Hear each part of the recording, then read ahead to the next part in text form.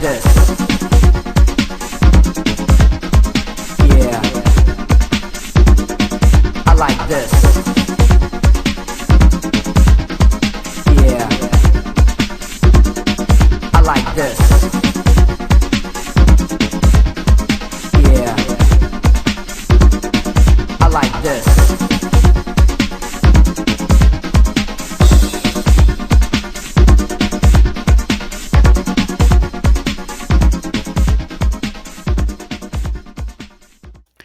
All right, so this is my final prediction for William Zepeda versus Shakur Stevenson. This will be for the WBC strapped in 135 pounds. And this is a fight that needed to happen because William Zepeda didn't want to fight Shakur Stevenson for some time now. And finally, he's being pressured to fight Shakur Stevenson thanks to Turki Al-Sheikh. He was able to pressure William Zepeda to finally take the fight. And Oscar De La Hoya is probably a little salty to put his fighter William Zepeda with Shakur Stevenson, knowing the outcome and knowing how difficult Shakur Stevenson's boxing is. So finally we get to see this fight. At one point they offered William Zepeda $1 million. This one, and Coach Panda told me that they rejected the offer because they thought they could make more money, and it is what it is. But now the fight's happening. Now, my opinion of this fight: William Zepeda is a straightforward fighter. He doesn't know how to box backwards. He does have speed in his punches. He's one-dimensional. He throws volumes of punches. He's more like a swarmer.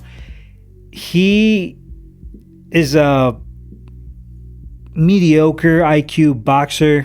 He only knows how to do one thing. He doesn't know how to adapt in the ring. And most of the time, he concentrates in hitting the body and also, using his jab to get inside and just pretty much pressure any fighter he fights against.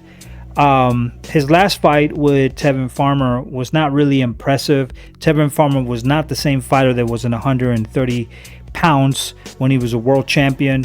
And I felt like Tevin Farmer was kind of not really playing his game, where it's just to outbox.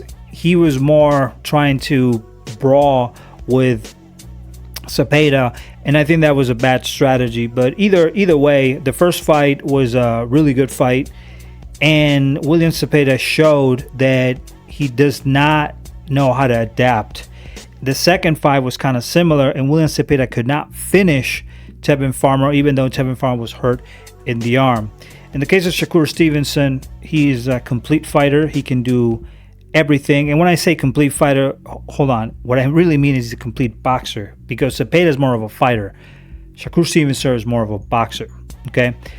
Now, Shakur Stevenson can literally do everything. He has one of the best jabs in the game. He knows how to clinch at the right time. He knows how to break your game. He can just use the jab and break you little by little. He knows how to cut the space. He knows how to pull backwards. He knows how to leave a space. He knows how to move in angles. And also the combinations that he uses are very unpredictable. And that's what makes him a very complicated fighter. His IQ in boxing is pretty high. And he is a boxer who has really good defense. I mean, he has really good defense. Really hard to catch Shakur Stevenson. Now, a lot of people blame Shakur Stevenson for his fight against Edwin de los Santos, but Edwin de los Santos is a power puncher. If you're fighting somebody who has more power than you, you're not just going to go there and make it a fist fight. What you're going to do is you're going to box. That's what you're supposed to do. Anyone with an IQ is going to use the ring and just move around and do what he needs to do. So at the end of the day, it's about winning. It's about winning. It's not about, making it a fight. It's about winning. And Shakur Stevenson needed to do what he had to do in that fight.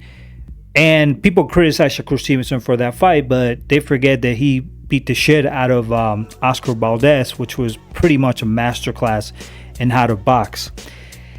Now, this fight, in my opinion, I think it's going to be one-sided. I don't think that William Zepeda has the IQ to be a pure boxer like Shakur Stevenson. The only thing that Shakur might be lacking on in the department of power, that's maybe the only thing he lacks. But if you take his style and just basically put it and match it with William Zepeda, I think William Zepeda is pretty much tailor-made for Shakur Stevenson. I think Shakur Stevenson, when William Zepeda comes and starts to pressure him, he'll use the clinch, let the ref break it, and then use his jab to impose his rhythm.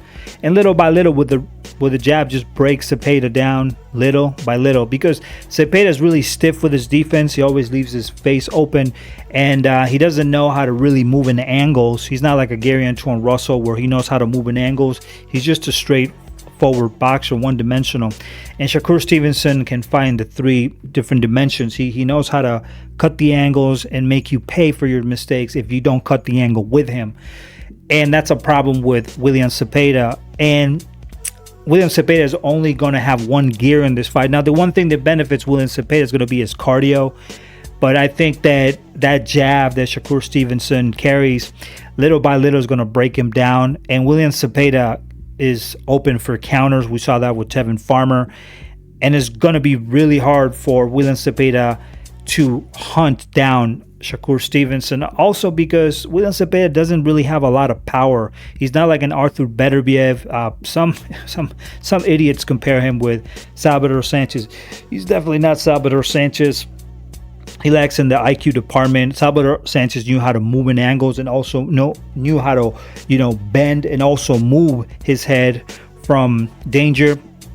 Zepeda cannot do that. So I think Shakur Stevenson should win this fight via unanimous decision. I think he's just too good and too skilled.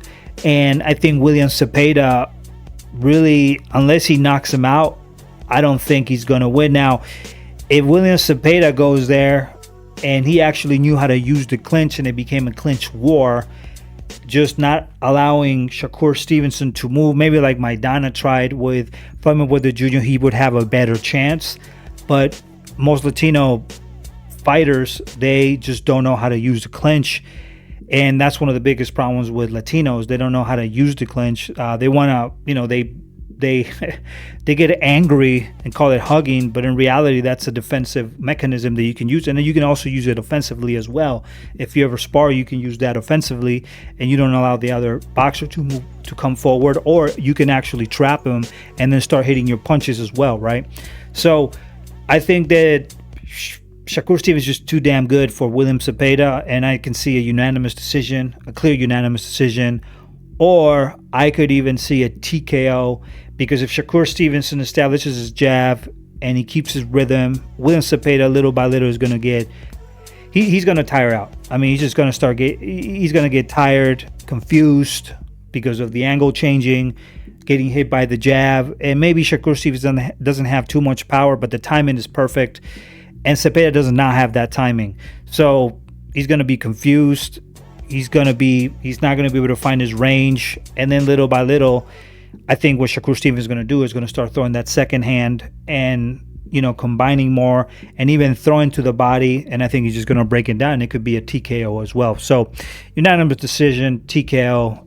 And it should be easy work for Shakur Stevenson. I don't think even if they cut the ring, it's going to benefit William Zepeda, because Shakur Stevenson is just a better boxer either way. It's just you can't change that, and there's nothing that Panda can really do to help a low IQ boxer fight against Shakur Stevenson, because in the end of the day, I don't even think that Panda has the knowledge that Shakur Stevenson has of boxing. So it's literally impossible for Zepeda to win that fight. So Shakur Stevenson, easy game for him. All right, peace out. Give us a like, subscribe. You can become part of Golden Era Boxing, our community. We have it in Spanish and English.